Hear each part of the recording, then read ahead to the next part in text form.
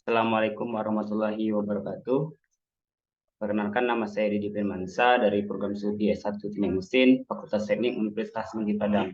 Pada kesempatan kali ini saya akan mempresentasikan mengenai perpindahan panas pada teko pemanas air elektrik berkaitan dengan mata kuliah perpindahan panas dan kalor yang diampu oleh Bapak Profesor Dr. Insinyur Raymond Lapisa, STMC, MSc. Baiklah, langsung saja masuk pada materi pertama. Kita membahas dulu berkaitan dengan latar belakang.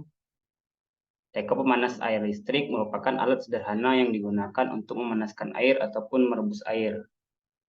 Untuk seorang anak kos, teko seperti ini sangat berguna sewaktu-waktu kita membutuhkan air hangat ataupun panas karena cara penggunaannya yang sangat mudah dengan tinggal mencolokkan steker teko tersebut ke sumber listrik, maka air dalam teko akan menjadi hangat atau panas dalam hitungan menit.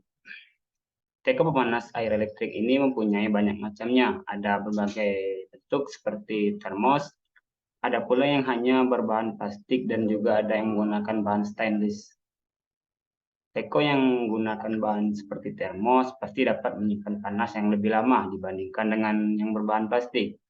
Adapun komponen yang ada dalam teko pemanas air elektrik ini ialah heater atau pemanas, yang merupakan komponen utama, terdiri dari lilitan filamen kawat nikelin yang disekat oleh serbuk asbes, terus dibungkus dengan pipa aluminium.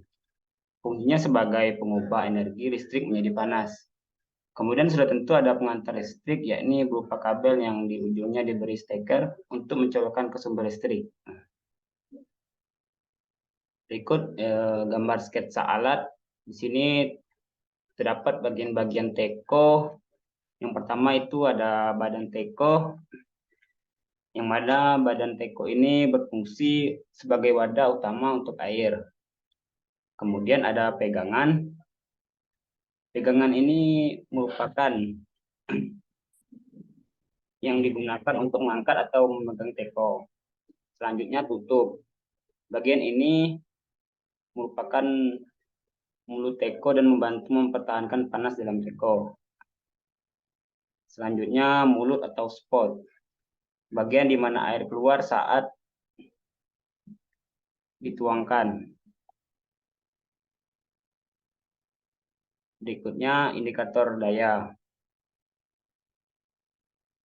Lampu yang menyala ketika teko dalam proses pemanasan. Berikutnya kabel listrik. Kabel yang menghubungkan teko ke sumber listrik untuk mengalirkan daya elemen panas. Berikutnya ada tombol on off. Tombol digunakan untuk menghidupkan atau mematikan. Yang ini bagian basis daya atau bagian bawah teko yang berfungsi sebagai penyangga dan tempat elemen panas. Terakhir yaitu elemen panas. Elemen panas ini merupakan komponen yang memanaskan air dalam teko berupa kumparan pemanas yang terletak di dasar teko. Seperti dilihat pada gambar. Berikutnya kita masuk pada prinsip dan cara kerja teko elektrik ini. Prinsip kerjanya adalah dengan memasak air yang ditampung dalam sebuah tangki berisolasi yang dilengkapi dengan pipa berelemen pemanas listrik yang meningkat. Perpindahan kalor atau panas yang terjadi akan diserap oleh air dalam tangki tersebut. Di dalam tangki terdapat 3 elemen utama, yaitu yang pertama heating element, yaitu berfungsi untuk memanaskan air, biasanya terbuat dari bahan kuningan atau logam.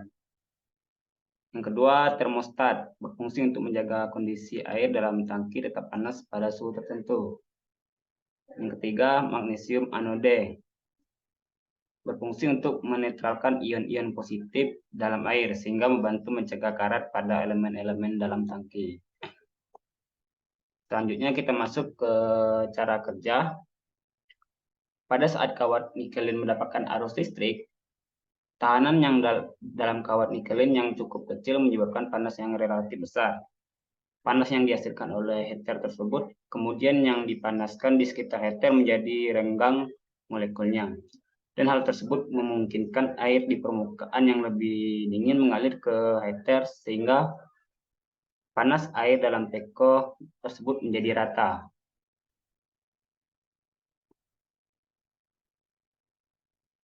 Berikutnya, penerapan perpindahan panas. Perpindahan panas dapat didefinisikan sebagai berpindahnya energi dari suatu daerah ke daerah lainnya sebagai akibat dari beda suhu antara daerah-daerah tersebut. Pada teko pemanas air elektrik, perpindahan panas terjadi melalui beberapa mekanisme. Yang pertama yaitu konduksi, di mana konduksi merupakan proses perpindahan panas tanpa disertai dengan perpindahan partikelnya. Proses konduksi ini secara umum terjadi pada logam atau yang bersifat konduktor menghantarkan panas. Panas ini dari elemen pemanas elektrik dialirkan ke dinding teko dan kemudian air melalui konduksi.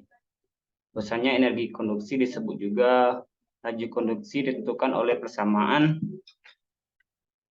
Q per T sama dengan K kali A delta T per L, di mana Q ini sama dengan kalor atau satuannya Joule, T ini waktu, K ini yaitu koefisien konduksi atau konduktivitas thermal, A ini luas penampang, delta T itu perbedaan suhu awal dan akhir.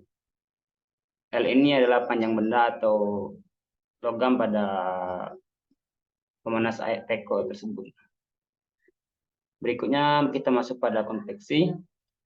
Konveksi adalah proses perpindahan kalor, perpindahan partikelnya. Konveksi dengan disertainya ini terjadi umumnya pada zat fluida, zat yang mengalir seperti air dan udara. Konveksi alami misalnya saat memasak air terjadi gelembung udara hingga mendidih dan menguap. Besarnya energi konveksi bisa disebut laju konveksi ditentukan oleh persamaan Q per T sama dengan H kali A kali delta T pangkat 4.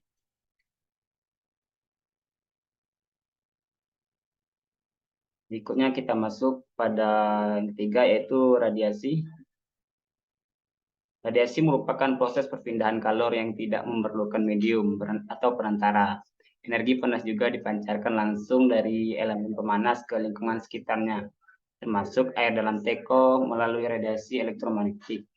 Persamaan energi radiasi yaitu P sama dengan Q per T sama dengan E kali konstanta kali delta A pangkat 4. Yang mana P ini adalah daya radiasi, Q adalah kalor, T adalah waktu, E adalah emisivitas bahan. Ini adalah konstanta atau perbedaan suhu, dan delta T. Usulan pemanfaatan. Di sini terdapat 2 poin yaitu penambahan fitur otomatis. Penambahan fitur otomatis pada teko pemanas air elektrik dapat mencakup sensor suhu yang memungkinkan teko berhenti secara otomatis ketika air mencapai suhu yang diinginkan. Fitur ini hanya memudahkan pengguna, tetapi juga dapat mencegah kelebihan pemanas yang tidak perlu, membantu menghemat energi. Selain itu, penambahan fitur otomatis untuk pengatur waktu bisa memungkinkan teko menyala otomatis pada waktu tertentu, memastikan air panas siap digunakan saat dibutuhkan. Yang kedua yaitu penyimpanan daya. Penyimpanan daya pada teko pemanas air elektrik menjadi kritis saat listrik mati. Ketika listrik terputus, teko yang dilengkapi dengan fitur penyimpanan daya tetap akan memberikan air panas saat listrik kecil. Tidak hanya menjaga ketersediaan air panas, tetapi juga memberikan keamanan dan kenyamanan tambahan dalam situasi darurat. Itu saja yang dapat saya sampaikan. Kurang dan lebihnya saya minta maaf. Saya akhiri. Wassalamualaikum warahmatullahi wabarakatuh.